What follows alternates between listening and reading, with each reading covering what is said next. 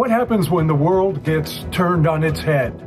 We're forced to look inward, perhaps become fearful, sometimes lash out at others. While there are others in the world who don't give up hope because they believe in people. Join me, Kevin Tibbles, and Amy Goldberg for our new podcast, Believe in People, where we meet those who don't give up hope.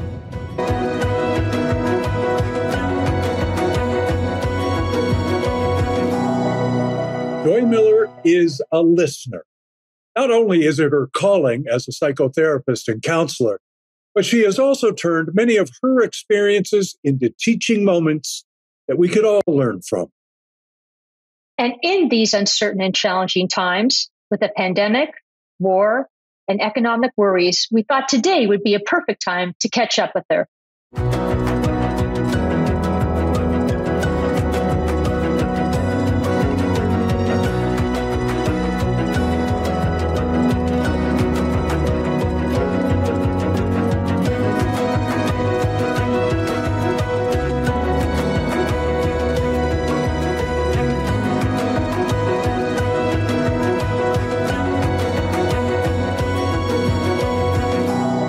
Dr. Joy Miller, welcome to Believe in People.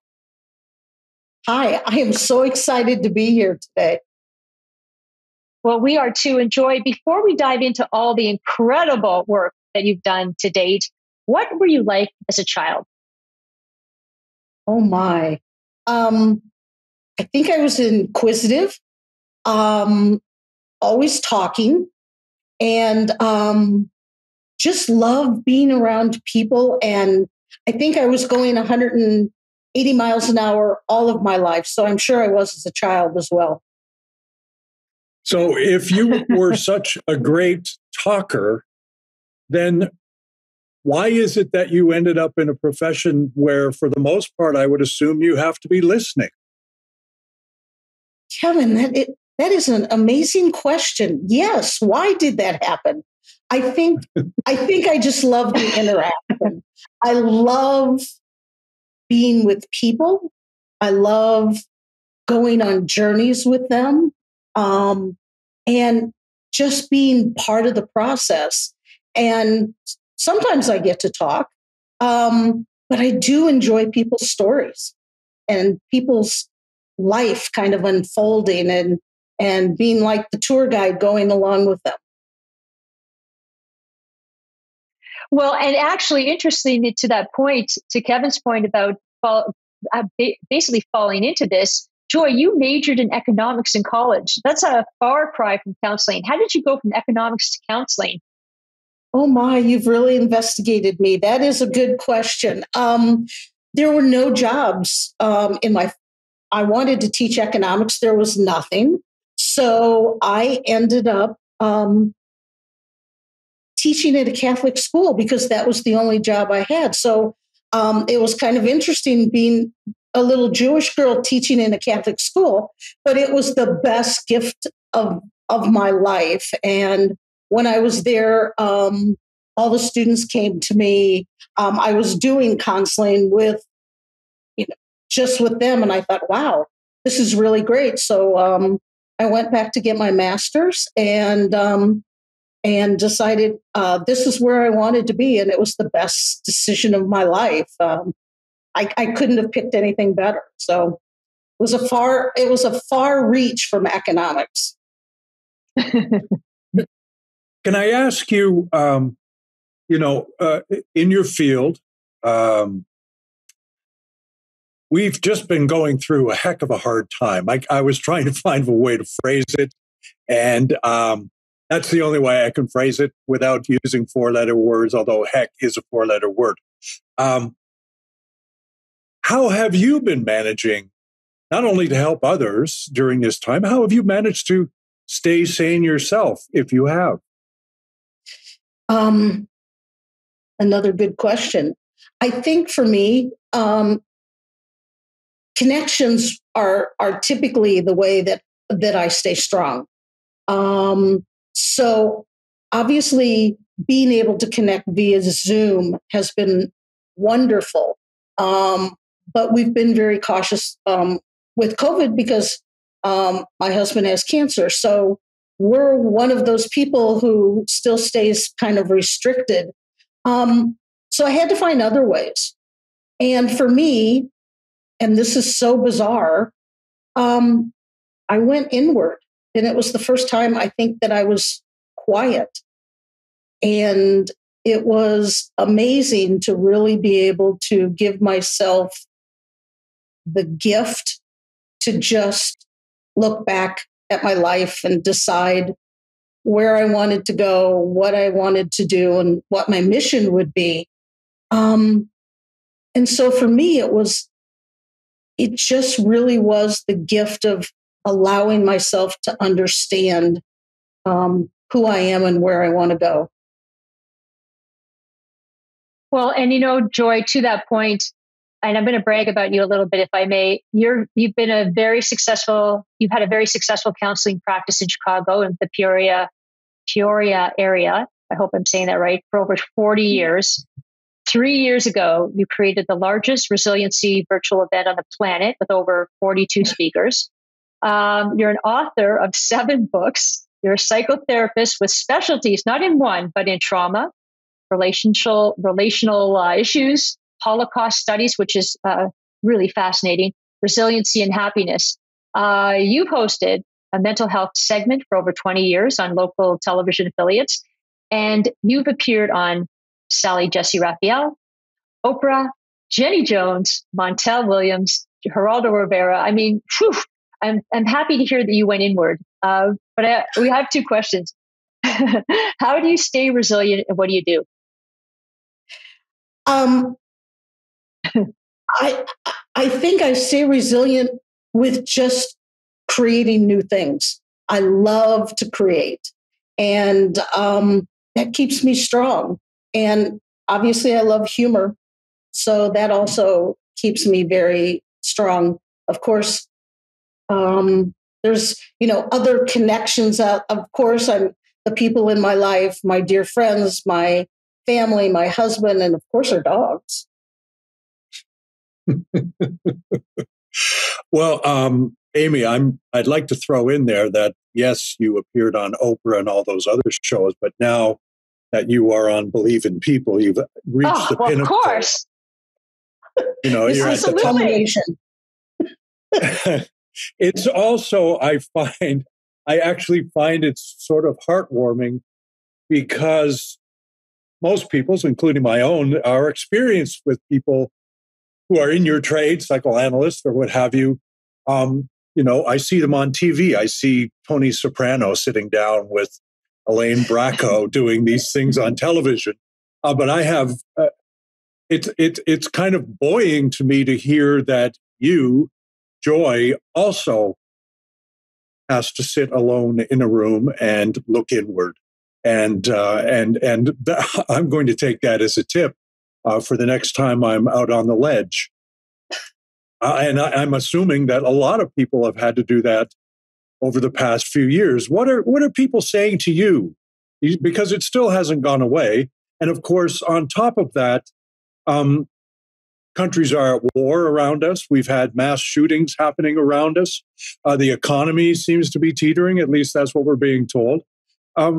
People are afraid, are they not? They are. And I think that's what's creating a lot of the despair. I think many of us thought once the vaccines came out that we were going to have life go back to the way it was. And I guess the realization for me is life is never going to go back to how it was. It's going to be a new beginning. So we're going to have to bounce forward and take a step from there. And people talk about their anger, but it feels like it's their grief, that they haven't really talked about what this 2.5 years has done to them in their connections and with their dreams, etc. But it's like this veil of it just feels like anger. I know it's disappointment. I know it's sorrow, but it seems like it's coming out for many people in a way they wouldn't choose. So I think we're seeing a lot of that, but I also am seeing a lot of enlightenment where people are sitting and looking within and finding their own strength and find what excites them and connecting in a new way. Hmm. And, that's a powerful statement, what you just said, Joy, about that anger sort of representing itself as anxiety and fear. And so is that why you created the Resiliency Forum? How did that come about? Well, it was just one of those miracles that happened. I think sometimes things come to you and you don't quite know why, but when the pandemic arrived, we were supposed to be doing a resiliency conference. It was going to be live, and it was going to be with my co-host, Brian Robinson and Ariana Huffington. And it was going to be just a local, typical workshop. And then when the pandemic came, it was like, oh gosh, what are we going to do? And came up with the idea of, okay, let's do something virtually. And so I thought, who am I going to call that I can get a big star? And so I picked up the phone and called Erin Brockovich because I knew her. I'd worked with her before and talked to her about an idea of putting something together where we could reach out and talk about what's happening and to talk about how we're staying strong. The questions you asked me. And Erin and I talked for a couple of minutes and she said, absolutely. I'm on board. Let's do it. And so from there, it just kept growing and everyone donated, and they still do, their time and talent to this event. And everybody seems to have the same mission, which is everybody wants to be a conduit in some way to share their voice and help people become more resilient, thrive, and find ways to really find happiness in the midst of what's happening right now. Well, I'd like to ask, what is resiliency in times like this? Well, the definition says it's bouncing back from some kind of stressor. To me, resiliency is moving forward. As I said, we're never going to be where we were. We're not going to bounce back to how things were. But I think it's about, I see it as an opportunity to look at life as it is now and see, yes, things have changed, but how can I be strong with the changes that have happened? So yes, I wasn't able to talk to people. I couldn't do the connections that I usually do. I couldn't, go out to lunch with people every day and be with people. But because of it, I was able to make the connection with myself because I had the time to do it and there was no one else around. So it was time to be my friend and to love me. And as part of that, your friend and learning to sort of better understand yourself, is that where all of the research, how did the research come in about to the Holocaust, the research you did in that area, trauma? I mean, there's a lot of heavy work that you've done in order to become more resilient. It's really interesting, and I don't tell the story often, but I had reoccurring nightmares as a child. Being Jewish, a lot of the people within our community were Holocaust survivors, and my Hebrew school teachers were both in Auschwitz, and they always wore short sleeve shirts so we could always see their numbers. Of course, I imagine that they did that on purpose, just so we'd never forget. And the message just kept coming over and over that I should never forget. This is something that I need to remember and make decisions based on that knowledge. And there's a lot of lessons in that intergenerational message. And so I started having these nightmares thinking, what am I going to do if this happened again? And I always imagined, okay, well, I have blonde hair. I have kind of bluish green eyes, and that somehow I could hide. I could fake it as being an Aryan. And then I would have this trauma and this guilt of, wait a minute, you're Jewish. What about your family? What about you, what you believe in? And so there was always this horror. And so when I had the opportunity to look at doing my dissertation, I knew that I needed to look at how people cope, how people survive, because that's what I was trying to do. And, as I said, the universe just brings me what needs to happen. And within the first 3 weeks, I met somebody from the new Steven Spielberg project and became a part of that, and then met that group and worked with them. And then I worked with the United States Holocaust Museum, and everybody along the way it was like a perfect puzzle, putting it all together to work on coping and specifically working with women.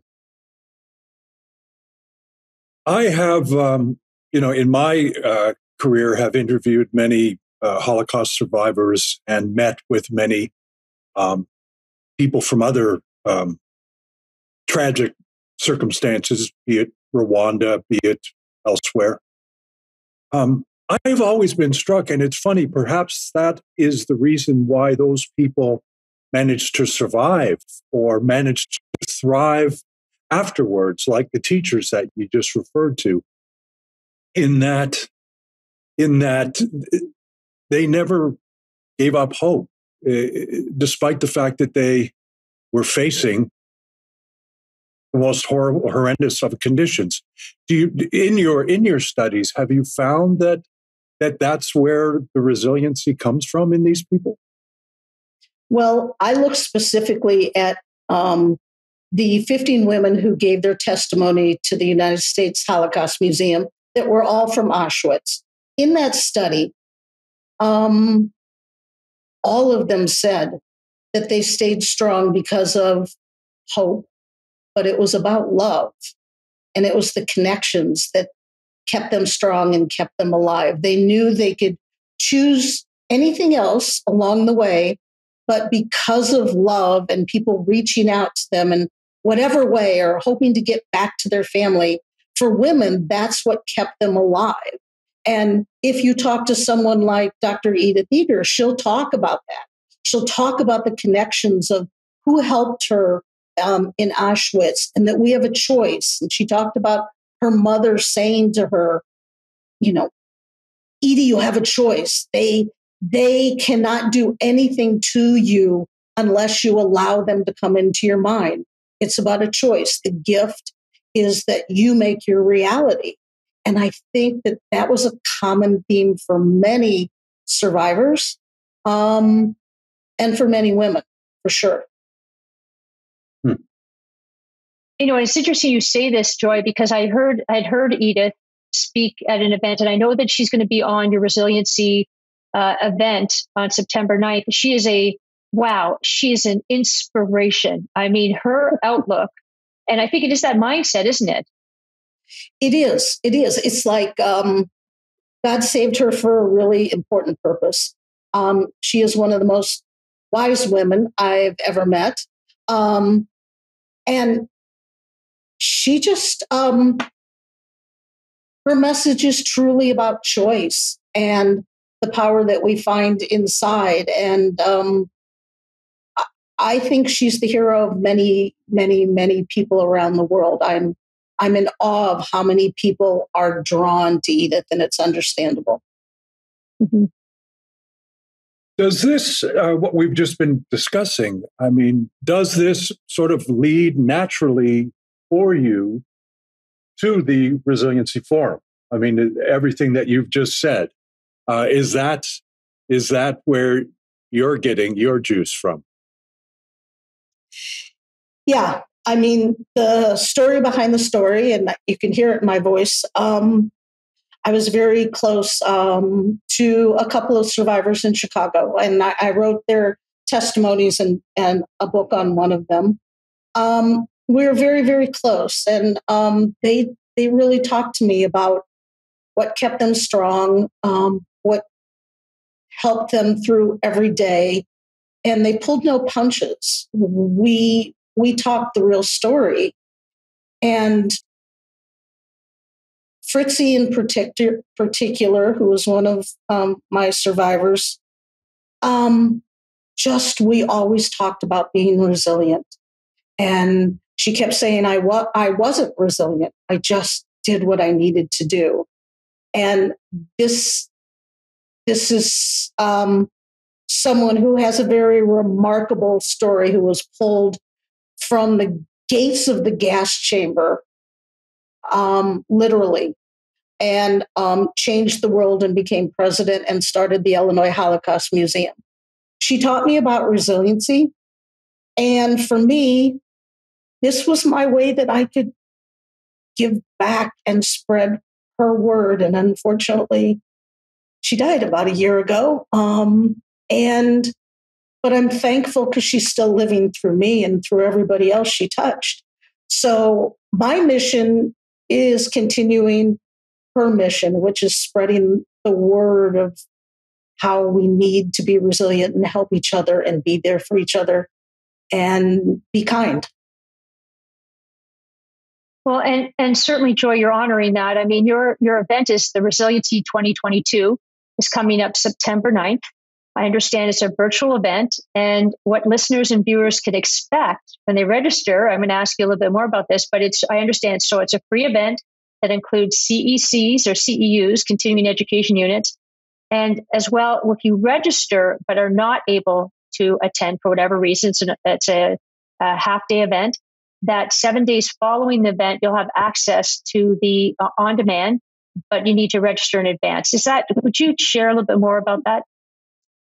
About the on-demand part or the whole thing? Just the whole thing. Okay. Well, I'll start with the on-demand thing because you ended with that part. We're excited to add this year. We have people last year from 111 countries. I can't believe that, around the globe, who attended. So for us, having our show at 12 noon meant the people in Australia, the only way they could watch it was to get up at 4 a.m. And we actually had speakers from Australia, so he had to get up at 4 a.m. So we quickly realized that we needed to create a venue where people could watch it live, or they could watch it whenever it was convenient to them. So last year we made the option available for 24 hours. This year we're making it available for a week because there's a lot of people that want to go back and they'll want to hear Kevin's talk again and they'll want to hear your talk again, Amy.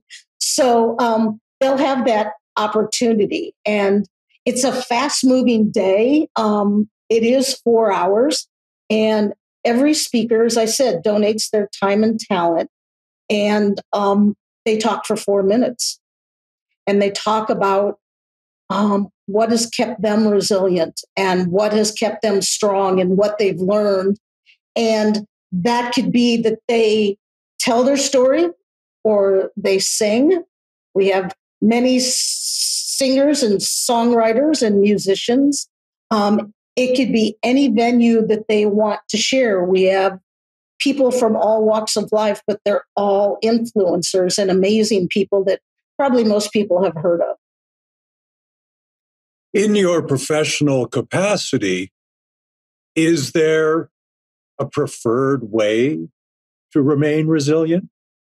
Or you just said people are singing, people recite poetry, people can go to the mall. I mean, people can power. I mean, what's the way? How can I be resilient, for crying out loud?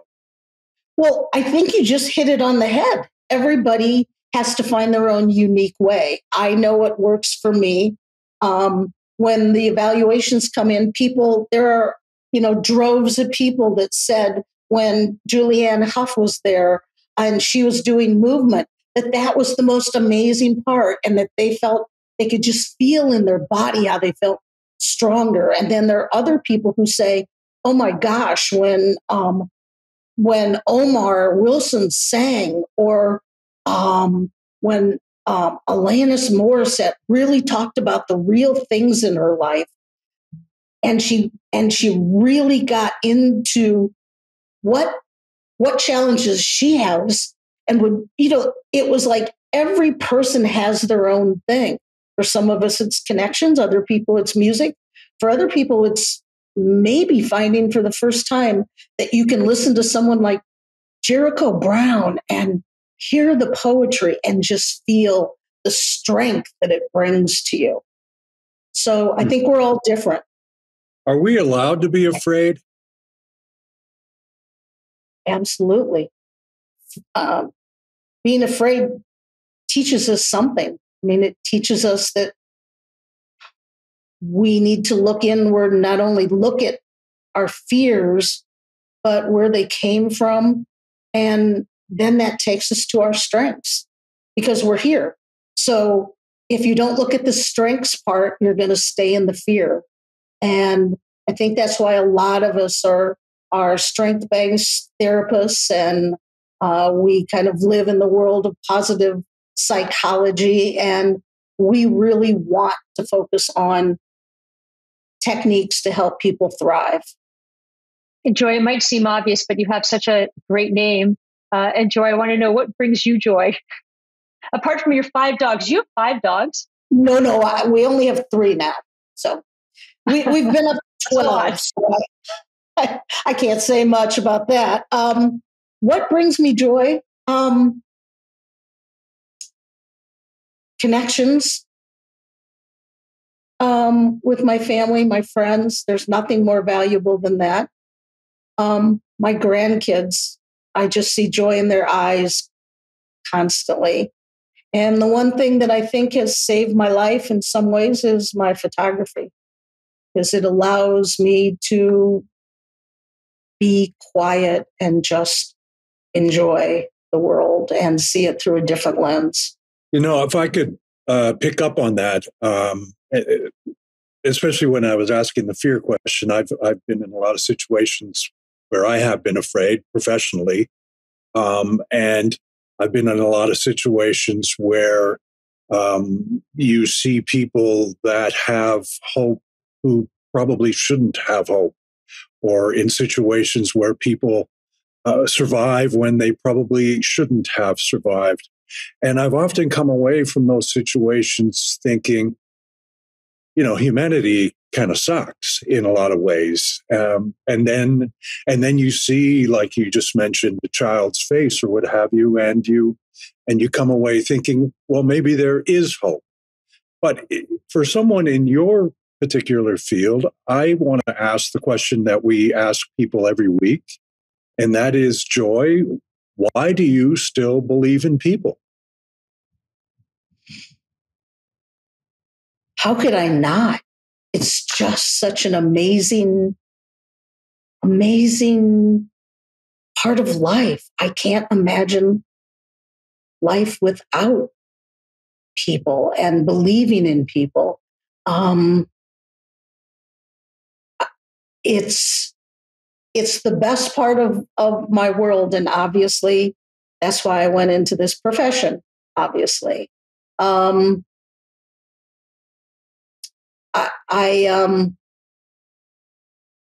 can't stop believing because I see miracles all the time, and I see kindness and good in people, and I just enjoy every day being grateful for the new miracle that I see in someone new. Well, we're grateful that you spent time with us today, Joy. Thank you so much. Thank you. It's been an honor. And just really quickly, where can people register for your event?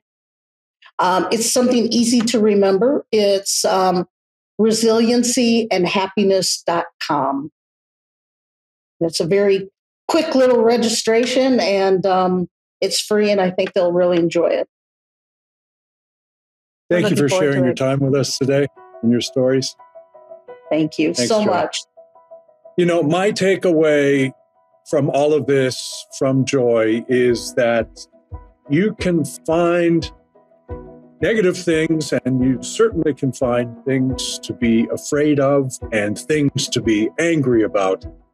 And I'm sure Joy has, through her experiences, had a taste of all of that. And yet, at the end of the day, when she speaks to us and runs her resiliency forum, there is happiness that can be mined in any situation, Amy.